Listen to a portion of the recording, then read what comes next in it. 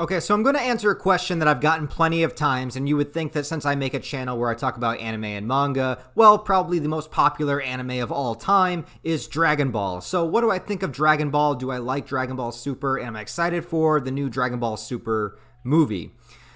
First and foremost, this isn't really meant to be a hate video. This isn't really meant to be like a bashing video. And if you love modern Dragon Ball, I don't have a problem with that. I don't have a problem with you. I just want to be able to just get my thoughts out there on the entire thing, on the entire property right now, and where I'm coming from when it comes with Dragon Ball. So first and foremost, I love Dragon Ball as a property. I obviously am in the age bracket where I grew up, where Dragon Ball Z was in its prime on, a television in America in Toonami, where Toonami was broadcast. And basically Dragon Ball Z is what sparked so many people's love of just Dragon Ball in general, but then also getting into anime. It was sort of like the gateway anime drug, where you would smoke a little Dragon Ball, and then later in life, you'd be like injecting yourself with some Berserk. So that's the trajectory that I went on.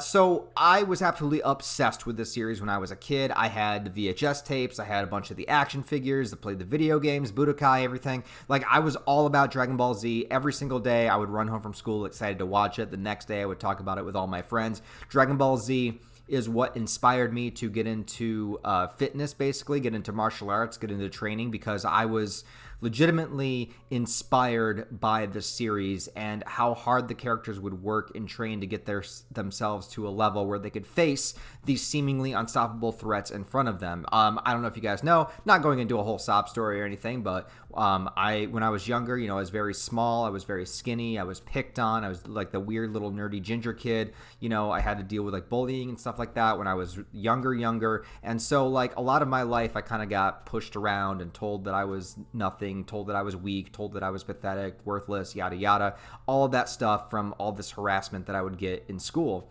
And Dragon Ball Z, as shitty, as strange as it may sound, is actually what inspired me to be able to stand up for myself. It's what inspired me to be motivated enough to not be intimidated and not be scared of the taller, bigger, stronger threats that were in front of me, and gave me the self-confidence to a degree. You always deal with self-confidence issues through life or whatever. It's not like it just immediately went away, but it was the spark that ignited the fire to help me progress to where I am now. And I owe all that to Dragon Ball Z. And I know that might sound really cheesy, but it's the truth. It's the truth. Nothing really has ever inspired me in life more than Dragon Ball Z has. And it wasn't just about like the flashy fights and the Kamehameha waves and everything. It was legitimately about how these characters worked their asses off, trained really, really hard, and were able to get themselves up to a level where they could face the threats in front of them. And that spoke to me. It spoke to the weird, nerdy, like bully kid. You know what I mean? So like, I'll never be able to disassociate what Dragon Ball Z means to me, because it had such a powerful impact on my life. Now, when Dragon Ball Super was first coming around, I was excited for it because Dragon Ball was coming back. I was very, very hyped when the Battle of Gods movie came out. I was hyped about that. I watched it. I actually liked it quite a bit. I enjoyed that movie. But as Dragon Ball Super was coming out and I was trying to watch it, trying so hard to like it, trying so hard to get into it, I realized that this series, Dragon Ball Super itself, to me, and this is just my opinion, and just this video is only my opinion, Dragon Ball Super felt so soulless. It felt like it was there specifically to make money for the franchise. It felt like it was there specifically to appeal to like an outsider's view of what Dragon Ball is. It felt like it was there just to do Goku stuff, just there to do transformations, just there to bring back old characters. Like the story of Dragon Ball Super itself felt like it had no flow to me. Like in Dragon Ball Z, every arc kind of flows into the other one, and everything builds and expands upon the lore and knowledge that you get from the previous arc. Like the Saiyan arc, then it moves on into, the characters now, they have to go to Namek to get different Dragon Balls, and there they meet Frieza, who was tied in with the Saiyans. And then once Goku becomes a Super Saiyan, then it's like, well, what can you do beyond that?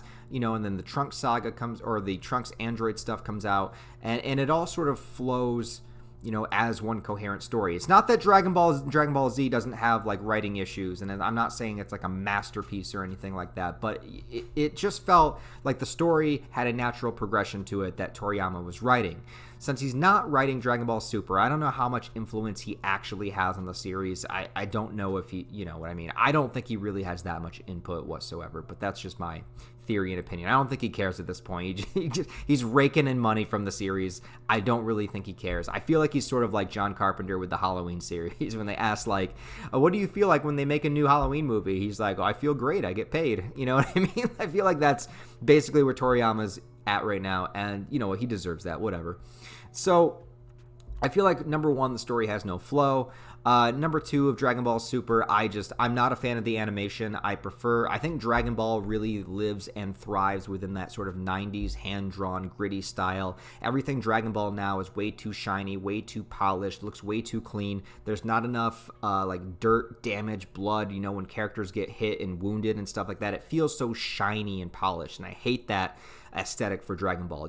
I don't think it works. And then with the Dragon Ball Super, the new movie that's coming out with the CG animation and everything, I don't think that animation style matches up with Dragon Ball at all. I think it makes it look way too much like a video game as opposed to, the same aesthetic that the series kept throughout the entire 90s. But so that's my old man brain talking, but that's just how I feel about it. I also hate what they did to a lot of the characters. I hate that they made Goku such a fucking idiot in Dragon Ball Super. Now, I've talked about this before, but Goku is not stupid. Goku's character trait is not stupidity.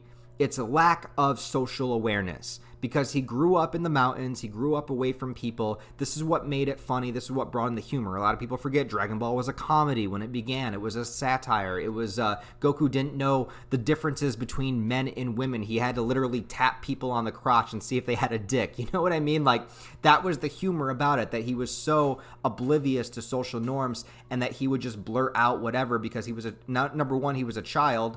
And number two, just because he didn't have that social awareness, so he would just not understand why everyone else was so superficial. And that's what made Goku so great and pure, is that he only cared about bettering himself and like becoming a better person and a stronger person, whereas Master Roshi's trying to like look at girls in their panties, and Yamcha's trying to get a girlfriend, and Bulma's complaining about this, and the idea is like all the other characters that live in the modern world are superficial, and Goku is so pure because he's so genuine about what he wants and how he's trying to achieve it. So that's the beautiful thing about Goku. But as Goku gets older and becomes a more experienced warrior after going through different circumstances and battles and understanding more about the world and getting, where he learns so many things through different teachers throughout Dragon Ball and Dragon Ball Z, that by the end of DBZ, Goku is a master. He's a warrior. He's a hardened character that has gone through so much. He understands things about the world. He still has that pure innocence that he's just trying to become the greatest version of himself, so he still is oblivious to a lot of the social norms, but he's not a goddamn idiot. He's not a dumbass. And I hate that Dragon Ball Super basically regressed Goku's development and regressed his intelligence to the point where he's almost like that child where Dragon Ball began.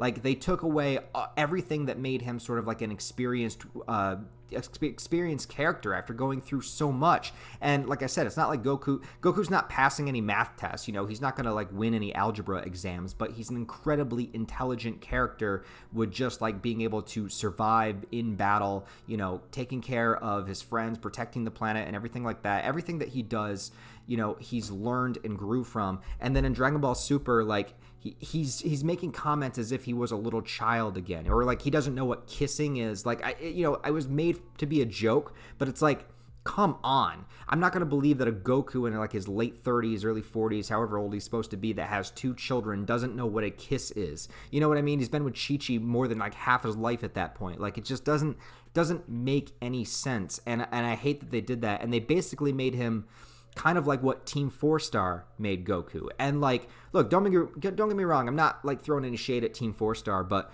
what I hate is that because Team 4-Star's videos were so popular and Dragon Ball Super, came out, that there's this whole group section of Dragon Ball fans that have never actually seen the original series and have only used those two metrics to watch it and to understand it. And they legitimately think that Goku is a moron, and they legitimately think that Goku is a bad father because these play up the tropes of that from Goku. And I just hate that, like, if that's your only Dragon Ball experience, then you don't see Goku for what he's become and who he is. And, like, you know, Dragon Ball GT might have had Goku revert to a child physically, but they still have him be more intelligent than Dragon Ball Super had. And it's like, I hate that.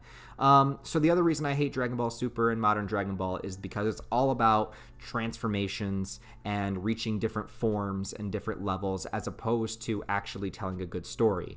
Most of Dragon Ball Super is just Goku getting, you know, Super Saiyan God, Super Saiyan Blue, Super Saiyan, Super Saiyan, Super Saiyan Rose, like all these different levels of Super Saiyan that the designs are not creative at all, and they're literally just swapping color palettes for Goku. It's like, oh, here's Goku with blue hair, Goku with pink hair, or Zamasu, you know, whatever character it is, like, and it feels so, I don't know what the word is for it, but like it just feels like they're creating just different forms and transformations, you know, Golden Frieza. Like it feels like they're just doing that specifically to sell merchandise and to sell different toys. So if you have a blue Goku, you have a green Goku, you have this Goku, like you have all these different, it's like, I don't know. I feel like it feels so soulless to me. You know what I mean? It feels like it's just that, like I know why it's there when I'm watching it. It's not like it, you know, you worked so hard to achieve a particular level or different form. And like once Dragon Ball started becoming about, even in the Buu saga a little bit, and this is when Toriyama was writing, you know, Super Saiyan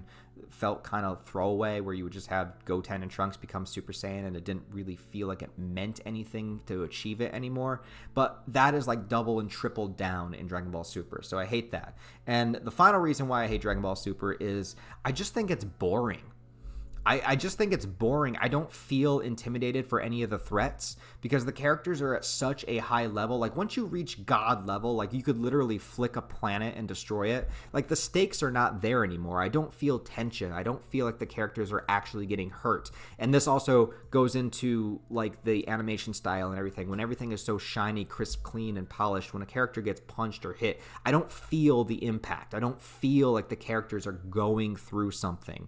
And it just feels, it feels like there's no stakes. It feels like it's just boring. It feels like, you know, it's lost that sense of adventure that Dragon Ball used to have. Even DBZ like still has a sense of adventure. You know, you're traveling to different planet, or, you know, there's so many things that it had that I feel like it lost. And so Dragon Ball Super to me just is not my Dragon Ball. And I also have to understand the fact that I'm older, you know what I mean? Like I'm 32 and I might not feel the same intensity watching a show like Dragon Ball that I felt when I was 15. And maybe people that are 15 now really love Dragon Ball Super and I'm just an old cranky man yelling at the clouds.